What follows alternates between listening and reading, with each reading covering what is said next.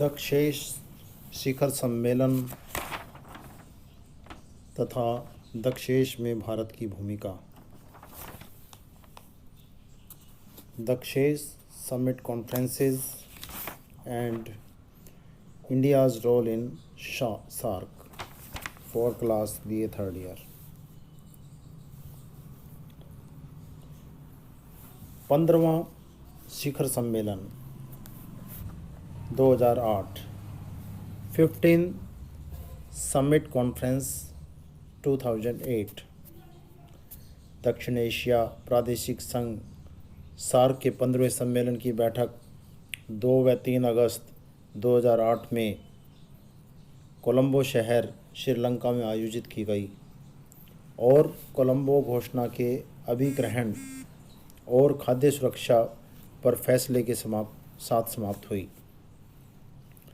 हमारे लोगों के विकास के लिए भागीदारी शीर्षक के तहत घोषणा में प्रदेशों और सरकार के प्रमुखों ने जलवायु परिवर्तन का सामना करने, विशेष तौर पर क्षमता निर्माण, साफ सुथरे विकास मैकेनिज्म परियोजनाओं और जागरूकता बढ़ाने में क्षेत्रीय सहयोग की वृद्धि की आवश्यकता को दोहराया गया।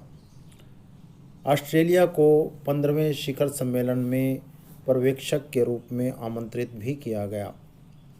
खाद्य सुरक्षा कोलंबो घोषणा में देशों और सरकार के प्रमुखों ने देशों में खाद्य सुरक्षा के अपने संकल्प को निश्चयपूर्वक कहा। उन्होंने खाद्य उपलब्धता और पोषण सुरक्षा को सुनिश्चित करने के लिए अंतर्राष्ट्रीय समुदाय के साथ अधिक सहयोग को धीरे धीरे और बढ़ाने की स्वीकृति दी।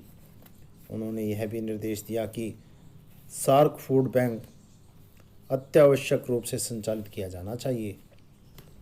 16वां शिखर सम्मेलन 2010, 16th समिट कॉन्फ्रेंस 2010, 16वां शिखर सम्मेलन थिम्पू भूटान में 28 व 19 अप्रैल 2010 में आयोजित किया गया। भूटान ने सार्क सम्मेलन की पहली बार मेज़बानी की थी। यह बांग्लादेश में 1985 में बनने वाले सार्क का रजत जयंती समारोह था।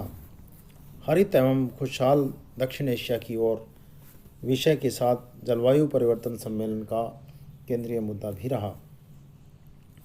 जलवायु परिवर्तन से संबंधित थिम्पू सम्मेलन के निम्नलिखित परिणाम सामने आए, जैसे सार्क नेताओं ने जलवायु परिवर्तन की समस्या का सामना करने के लिए वातावरण पर सहयोग पर सार्क समझौता हस्ताक्षर किया। सार्क राष्ट्रों ने यह भी प्रण लिया कि अगले 5 से 10 वर्षों में 10 मिलियन वृक्ष लगाएंगे। भारत ने दक्षिण एशिया में सस्टेनेबल ऊर्जा तकनीक को विकसित करने के लिए जलवायु परिवर्तन केंद्र स्थापित करने का प्रस्ताव दिया। भारत ने हिमालय के प्रदेशों में वातावरण को ठीक रखने के लिए भारत के मिशन में सार्क सदस्यों की सेवाओं देने के लिए कहा, क्योंकि यह आवश्यक क्षेत्र प्रादेशिक सहयोग केंद्र का कार्य करेगा। भारत ने जलवायु परिवर्तन के कारण सदस्य देशों को शीघ्र अनुकूलन प्राप्त करने और क्षमता निर्माण में सहायता के लिए दक्षिण एशिया में India endowment for climate change घोषित किया। 7 पृष्ठों का Thimphu silver jubilee declaration towards A green and happy south Asia आर्थिक विकास के लिए उच्च कार्बन तकनीकों पर निर्भरता को कम करने की महत्ता पर भी बल दिया गया और जलवायु में लचीलेपन की आशा की गई, जो कि सतत तौर पर गरीबी उन्मूलन और विकास को प्रोत्साहित करेगा। 17वां शिखर सम्मेलन 2011, 70th समिट कॉन्फ्रेंस 2011, 17वां शिखर सम्मेलन 10 व 11 नवंबर 2011 को मालदीव की आटू सिटी में आयोजित किया गया।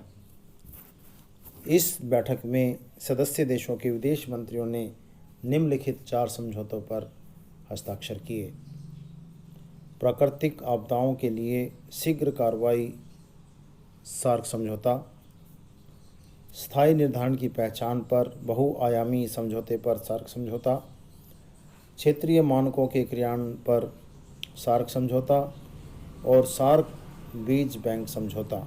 इसके साथ ही 17वें सार्क सम्मेलन में आदू घोषणा को भी स्वीकृत किया गया।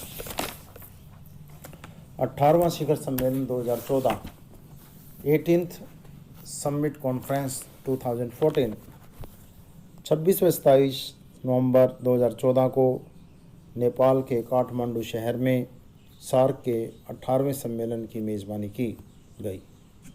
सदस्य देशों ने माना कि उनके अस्तित्व के 30 वर्षों बाद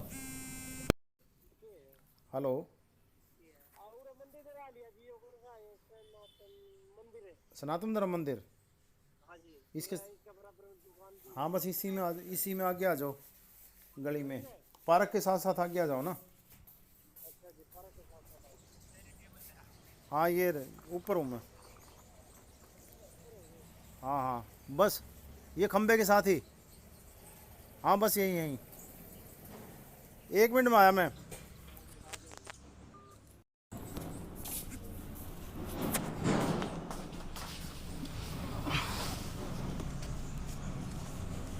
सदस्य देशों ने माना कि अस्तित्व के 30 वर्षों बाद सार्क के क्षेत्रीय सहयोग को पुनः बल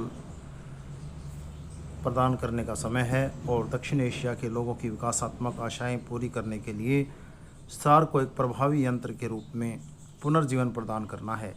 आपसी विश्वास, समझदारी, मित्रता, सहयोग और भागीदारी को प्रोत्साहित करके शांति और समृद्धि के लिए राष्ट्रीय एकता को गहरा करने का निश्चय किया गया।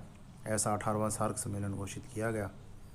नेताओं ने मुक्त व्यापार क्षेत्र, कस्टम यूनियन, सामान बाजार, सामान आर्थिक और मौद्रिक यूनियन द्वारा एक चरणबद्ध और योजनाबद्ध तरीके से दक्षिण एशिया आर्थिक यूनियन के समझौते को भी नवीकृत किया।